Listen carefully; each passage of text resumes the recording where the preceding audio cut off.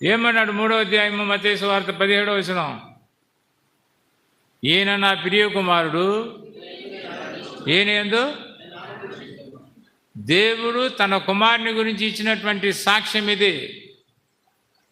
వేరే ఎవరిని గురించైనా ఇచ్చినాడా?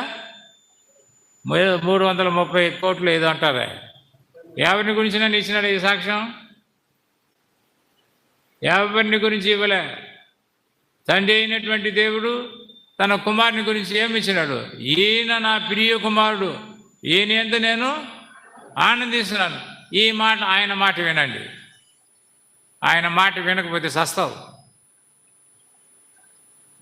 తండ్రిదండ్రుల మాట వినకపోతే చెడిపోతావు. కాబట్టి దేవుని యొక్క మాట పిల్లలు వినాలా, యవనస్తులు వినాలా, పెద్దలు వినాలా, స్త్రీలు వినాలా, పురుషులు వినాలా, అందరూ వినాలా.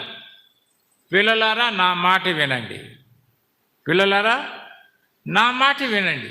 దేవుని మాట వినకపోతే ఇంకెవరి మాట వింటాయా?